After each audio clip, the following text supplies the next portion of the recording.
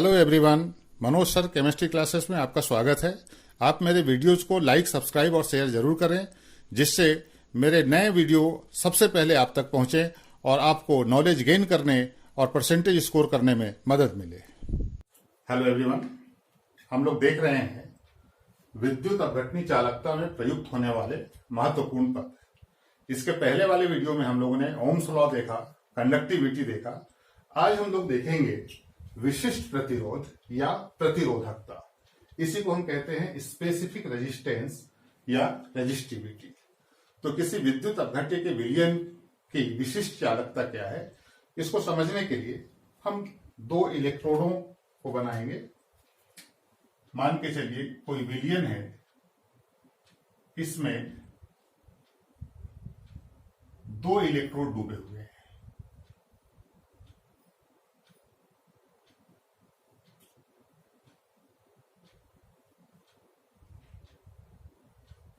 ये एक इलेक्ट्रोड है और एक इलेक्ट्रोड ये है। अब ये दोनों इलेक्ट्रोड एक दूसरे से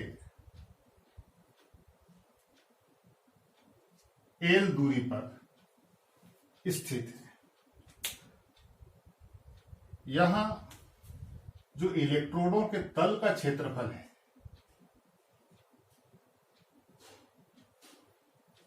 ये ए है, सरफेस एरिया ऑफ इलेक्ट्रोड्स। अब इन दोनों इलेक्ट्रोडों के बीच जो विलयन है, उसमें विद्युत धारा का प्रवाह होगा। इन दोनों इलेक्ट्रोडों के बीच विलयन धारा हुआ है। इस विलयन के प्रतिरोध की हम बात कर रहे हैं कि किसी विद्युत अपघट्य के विलयन का प्रतिरोध दोनों इलेक्ट्रोडों के बीच की दूरी एल के समानुपाती होता है और इलेक्ट्रोडों के तल के क्षेत्रफल ए के व्युत्क्रमानुपाती होता है। तो इसको हम गणितीय रूप से लिख सकते हैं आर समानुपाती एल तथा आर व्युत्क्रमानुपाती ए। दोनों इलेक्ट्रोडों के बीच की दूरी के समानुपाती होता है और इलेक्ट्रोडों के तल के क्षेत्रफल के व्युत्क्रमानुपाती होता है। इन दोनों संबंधों को हम एक साथ लिख सकते हैं, या आर समानुपाती एल बटे ए। समानुपाती का चिन्ह हटाने के लिए एक स्थिरांक का गुणा करेंगे, आर बराबर से एल अपॉन ए। ये रो है।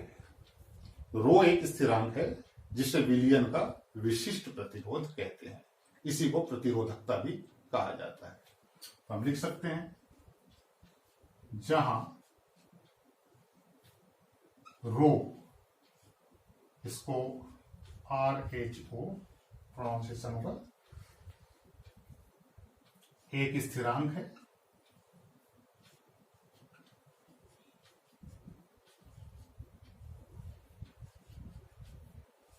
जिसे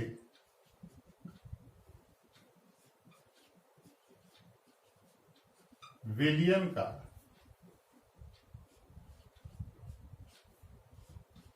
विशिष्ट प्रतिरोध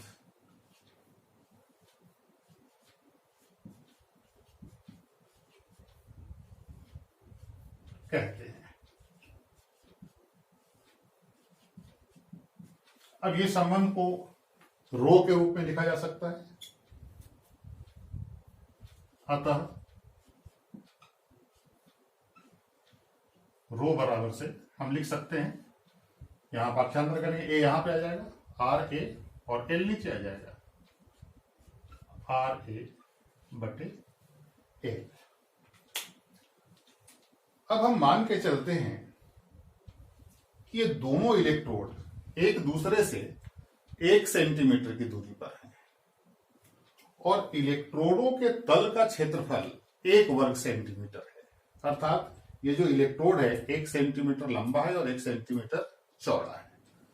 तो क्या संबंध हमें प्राप्त होगा? यदि L बराबर 1 सेंटीमीटर तथा A बराबर 1 सेंटीमीटर वर्ग हो तो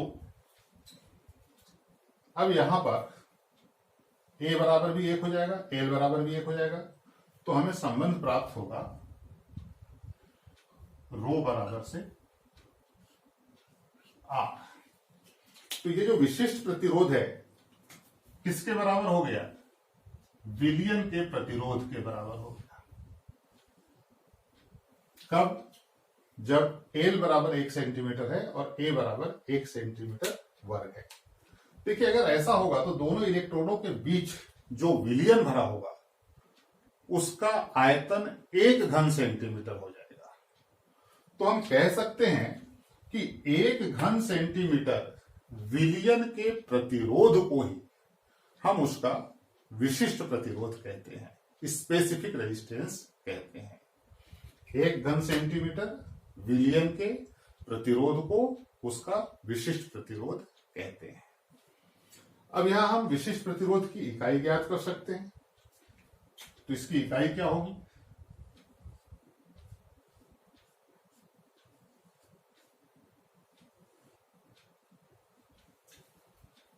देखिए, R की जगह हम क्या लिखेंगे?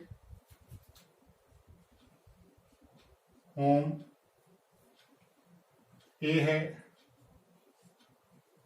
सेंटीमीटर स्क्वायर और नीचे लेंथ L सेंटीमीटर। ये सेंटीमीटर से स्क्वायर कैंसिल हो जाएगा, तो ओम सेंटीमीटर इसकी इकाई हमको प्राप्त होगी।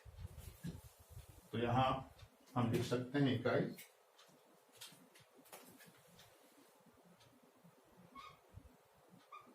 ओम सेंटीमीटर। तो इस प्रकार हमने विशिष्ट प्रतिरोध देखा और विशिष्ट प्रतिरोध को यहां हम परिभाषित कर सकते हैं कि 1 घन सेंटीमीटर विलयन के प्रतिरोध को ही उसका विशिष्ट प्रतिरोध कहते हैं। ठीक इसी प्रकार आगे हम लोग देखेंगे विशिष्ट चालकता। जैसे विशिष्ट प्रतिरोध होता है वैसे विशिष्ट चालकता। तो देखते हैं विशिष्ट चालकता।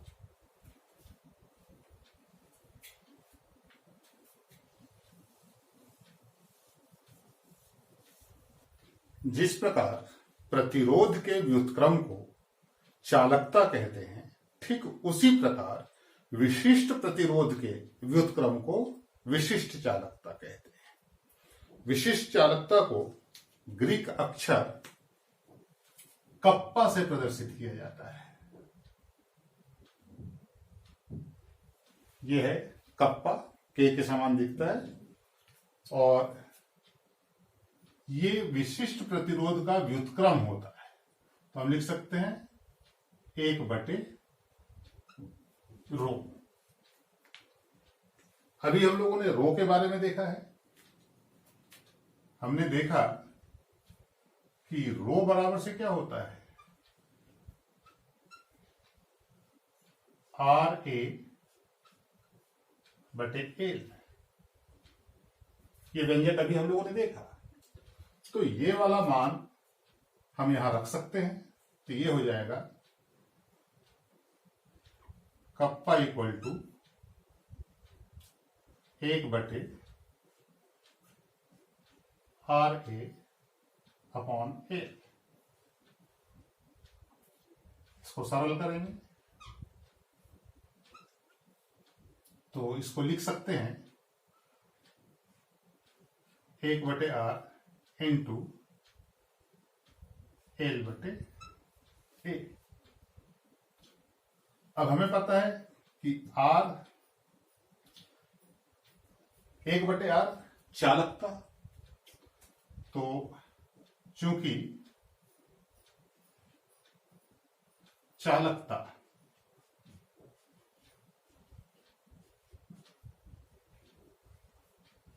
C बराबर से होता है 1/r।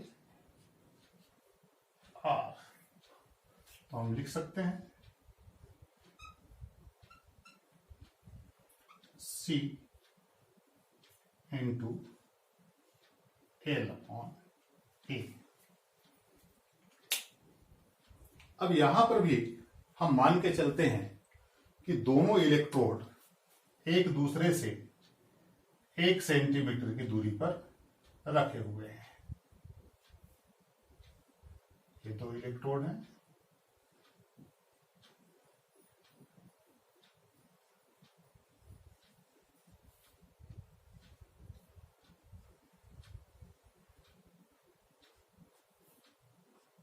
ये दोनों एक दूसरे से 1 सेंटीमीटर की दूरी पे रखे गए हैं। तो यहां L बराबर क्या हो जाएगा 1 सेंटीमीटर। और ये जो इलेक्ट्रोड के तल का क्षेत्रफल है A, इसको हम मान के चलते हैं 1 सेंटीमीटर स्क्वायर। अगर ऐसा हो तो क्या होगा, यदि L बराबर 1 सेंटीमीटर तथा A बराबर 1 सेंटीमीटर स्क्वायर हो तो हमें जो संबंध प्राप्त होगा, ये भी 1 हो जाएगा, ये भी 1 हो जाएगा, ये हो जाएगा K = C।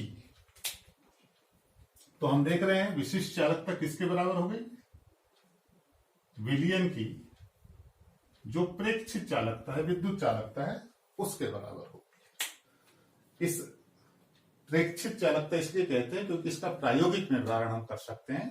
तो जिसका प्रायोगिक निर्धारण किया जा सकता है उसको हम प्रेक्षित चालकता कहते हैं। तो ये C है विद्युत चालकता, इसको हम प्रयोग के द्वारा ज्ञात कर सकते हैं, इसलिए इसको हम प्रेक्षित चालकता कहेंगे। अब देखिए यहां जो विलयन भरा हुआ है,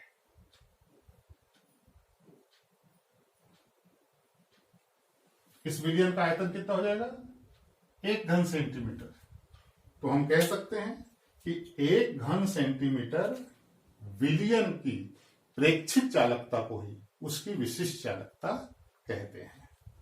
तो हम लिख सकते हैं अर्थात 1 घन सेंटीमीटर विलयन की प्रेक्षित चालकता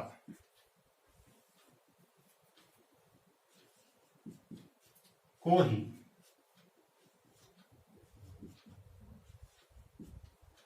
उसकी विशिष्ट चालकता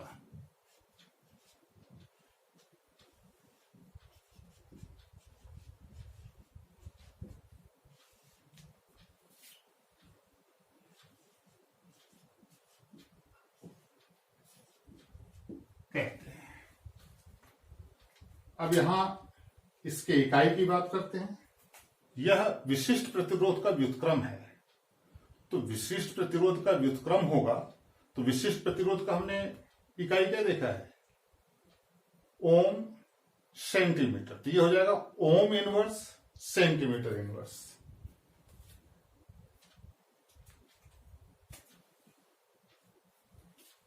ये हो जाएगा ओम इनवर्स सेंटीमीटर इनवर्स। तो इस प्रकार विशिष्ट प्रतिरोध के व्युत्क्रम को विशिष्ट चालकता कहते हैं और इसे हम कप्पा द्वारा प्रदर्शित करते हैं। ये जो है के कप्पा है, इसको कप्पा के द्वारा प्रदर्शित किया जाता है, ग्रीक लेटर है। और इस प्रकार से हम उसको परिभाषित कर सकते हैं कि 1 घन सेंटीमीटर विलयन की प्रेक्षित चालकता को ही उसकी विशिष्ट चालकता कहते हैं। और इकाई हो जाएगी ohm inverse centimetre inverse.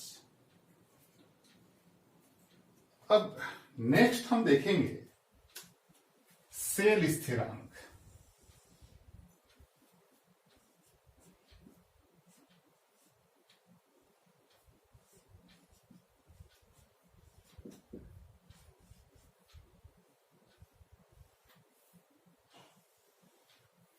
Cell constant.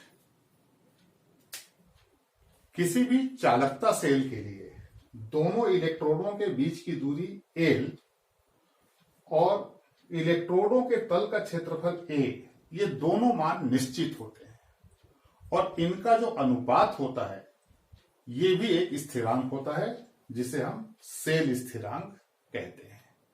तो सेल स्थिरांक को हम G या X के द्वारा प्रदर्शित करते हैं। तो यहां पे हम लिख सकते हैं G equal to L upon A।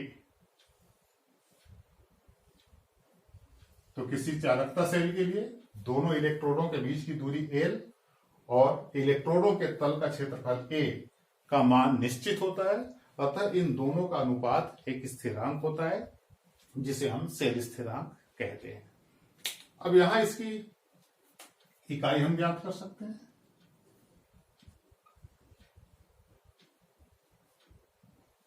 देखिए L हम क्या लिख सकते हैं, सेंटीमीटर, नीचे सेंटीमीटर का स्क्वायर, तो ये सेंटीमीटर से स्क्वायर कट जाएगा 1/सेंटीमीटर, जब ऊपर जाएगा तो क्या हो जाएगा सेंटीमीटर इनवर्स।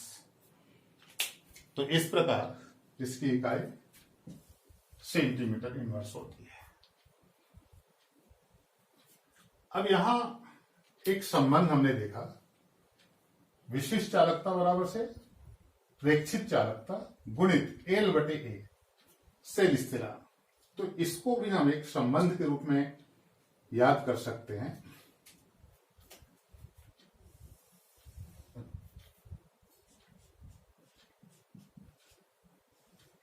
ये संबंध कई बार कंपटीशन में भी पूछा गया है।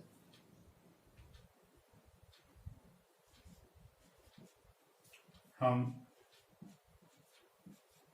जानते हैं कि C इंटू L/A, अर्थात विशिष्ट चालकता इक्वल टू प्रेक्षित चालकता गुणित सेल स्थिरांक। तो ये एक इंपॉर्टेंट रिलेशन है, इसको हम या करके एक और संबंध के रूप में लिख सकते हैं, या सेल स्थिरांक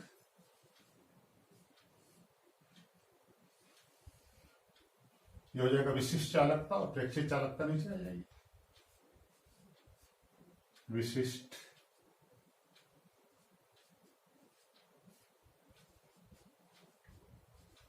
चालकता बटे प्रेक्षित चालकता। तो इस सूत्र के द्वारा हम सेल स्थिरांक का प्रायोगिक निर्धारण भी कर सकते हैं। तो इस प्रकार आज हम लोगों ने देखा विशिष्ट प्रतिरोध, विशिष्ट चालकता, सेल स्थिरांक और विशिष्ट चालकता में संबंध। अगले वीडियो में हम लोग आणविक या मोलर चालकता और तुल्यांकी चालकता के बारे में अध्ययन करेंगे। तो आज के लिए इतना है।